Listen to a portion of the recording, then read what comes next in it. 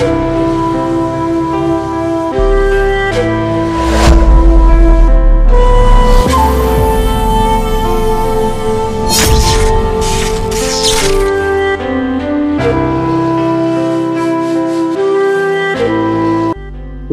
प्रिय दर्शक बंधु मु चंद्रपाल आपण मानकु ए नूतन मासर शुभेच्छा सहित आज जीवंत आहार कार्यक्रम को स्वागत जनाए। आसंतु आमाने प्रतिदिन भली आज मध्य पवित्र धर्मशास्त्र बाइबल तार द्वितीय राजावली 1 अध्याय 1 पदरु 12 पद पर्यंत पाठ करिबा पुणी ध्यान करिबा। आज मुख्य प्रसंग होछि सदा प्रभु जहांक उपरे आमे निर्भर करि परिबा। आसंतु आमाने शास्त्रांश को पाठ करिबा। अनंतर आहाबंकर मृत्यु तारे मोआब इस्राएल विरुद्ध रे द्रोहाचरण कले। पुणी अहसिय समरिया स्थित आपणा उपरिस्थ कठोरीर झरका देई पड़ी पीड़ित हेले। आउ से दूतगण पठाई सेमानकु कहिले जाओ एई पीड़ार मु सुस्थ हेबी कि नाही एहा एकरणर देवता बाल सबकु पचार।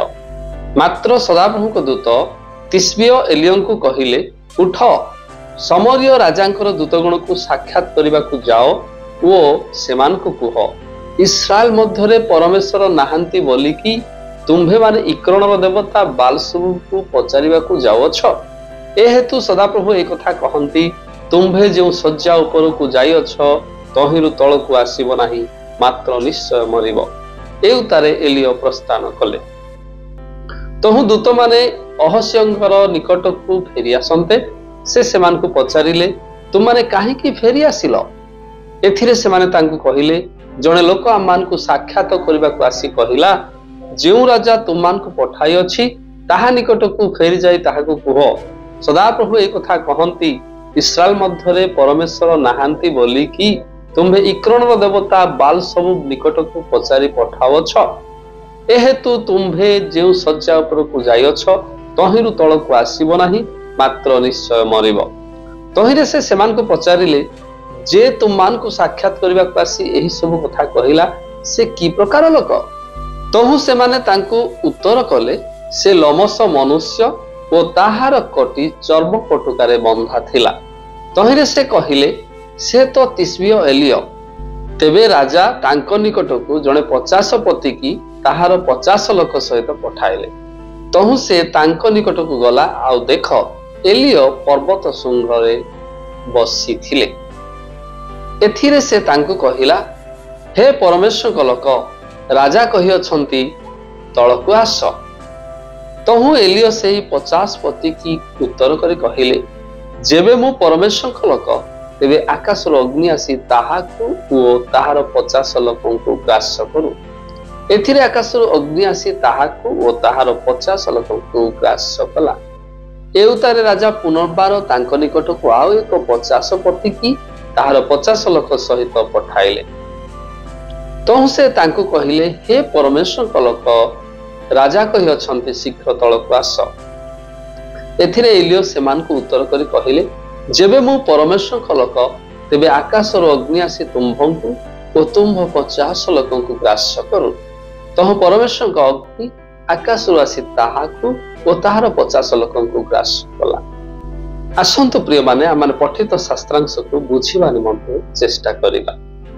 दुष्ट राजा आहाब प्रति घोषणा करा जाइथिबा ईश्वर को विचार सफल हेबा को लागिला। आहाबर मृत्यु उतारे इस्राएल अधीन रे थिबा मोआब विद्रोह कला। अहसिय जीए आहाबंक अंते सिंहासन आरोहण करितिला से उपरिस्थ कठोरीर झरका देई पड़ी अत्यंत पीड़ित हेला।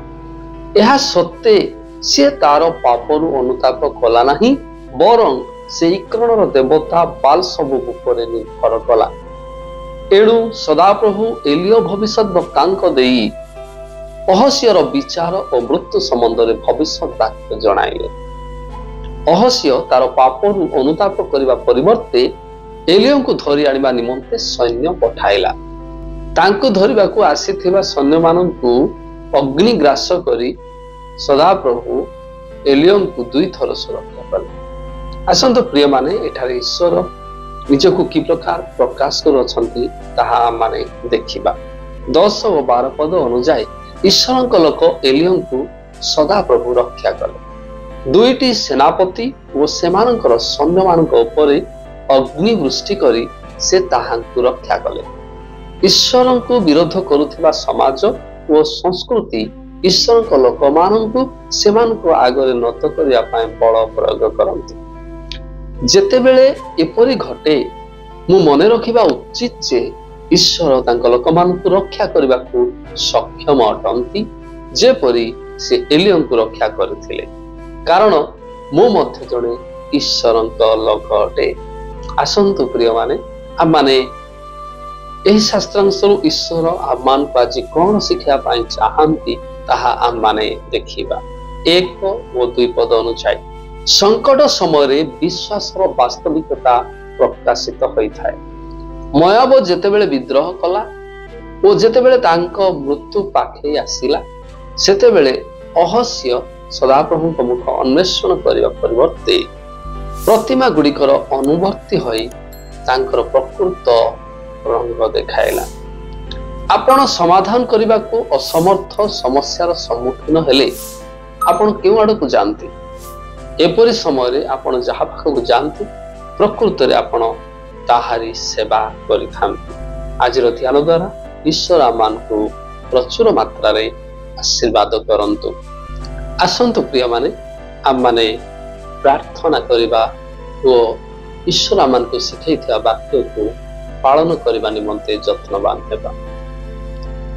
ହେ ପ୍ରିୟ ପ୍ରଭୁ, ସଙ୍କଟ, ଦୁର୍ଦ୍ଦଶା ଓ ସମସ୍ୟା ସମୟରେ ଅନ୍ୟତ୍ର ଭରସା ନ କରି କେବଳ ଆପଣଙ୍କୁ ଖୋଜିବାକୁ ଓ ଆପଣଙ୍କ ଉପରେ ଭରସା ବିଶ୍ୱାସ କରି ଆପଣଙ୍କର ନିକଟତର ହୋଇ ବଞ୍ଚିବାକୁ ଆପଣ ଆମମାନଙ୍କୁ ସାହାଯ୍ୟ କରନ୍ତୁ। ପ୍ରଭୁ ଯୀଶୁଙ୍କ ପବିତ୍ର ନାମରେ ମାଗିଲୁ ପିତା, ଆମେନ୍।